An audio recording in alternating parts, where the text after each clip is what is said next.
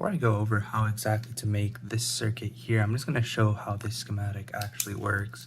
So as you can see, there's just 4 op amps, 4 LEDs, and we use this voltage divider with 5 resistors of the same resistance. And this comparator is connected to this divider and also this divider down here with our potentiometer and our photoresistor. So these comparators, what they do is they'll compare the voltage at each of these points on the voltage divider to this voltage reference here, which has the potentiometer and the light detector resistor, right?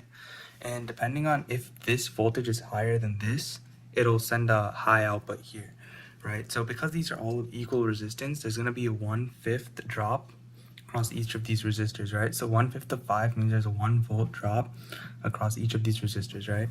So if we go down, that means this voltage has 4 volts, 3 volts, 2 volts, 1 volt, right?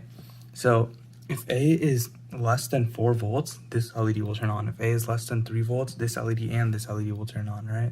If A is less than 2 volts, then this LED, this LED, this LED will turn on, right? Since this comparator is comparing them. So if this is higher than this, then these will turn on. So this A value will decrease as light is put onto this resistor, right?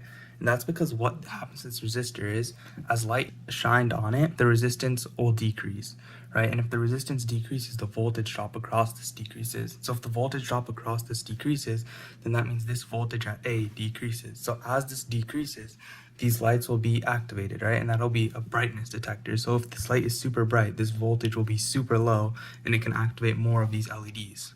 And if it's really dark, then it won't activate any of these LEDs because the voltage here will be super high, because this resistance is super high. Alright, so now that we know how exactly this circuit works, let's go on how to assemble this like you'd see here. So for this circuit, I used the OP 482, which has a data sheet that looks like this. And as you can see, in order to make our circuit work, we have to follow the schematic from before, right? So I rearranged all of these numbers into a way that will make it easier to follow. So like these numbers will go to this, the voltage divider with the photoresistor and the potentiometer, and these numbers here will all connect to their points on the voltage divider. And you can see all these points over here on the, wait, let me just put in my potentiometer. Right, so this will be the voltage divider here, and this resistor part here will be this resistor, right? And they're all connected like this. And this part will be our output. So 1 will be connected to the LED, 7 connected to the LED, 8 connected to the LED, 14 connected to the LED, right? And down here will be our power sources for all these op amps, right? So now you might have to change your circuit depending on which op amp circuit you're using. So just look at the data sheet and see that you're having the right, these negative ones are going to this voltage reference here, and the positive part of the comparator is going to this voltage reference here. Now that I showed you how to do this, let's just see this bad boy in action.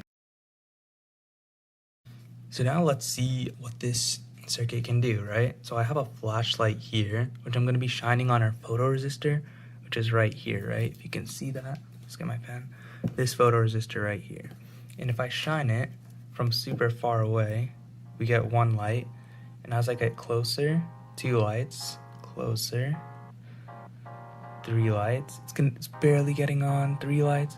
And if we can get 4 lights, it needs to be super bright. I don't know if this flashlight can do it, but your phone flashlight is usually strong enough to get all 4 lights. But as you can see, this works, right? I'll put this closer and closer and closer, and we're getting that, right? And we can see it from a different angle here where I just slide it across. There we go. There, pretty cool, right? That pretty much concludes how to make this circuit and what it does. And thank you guys for watching the video.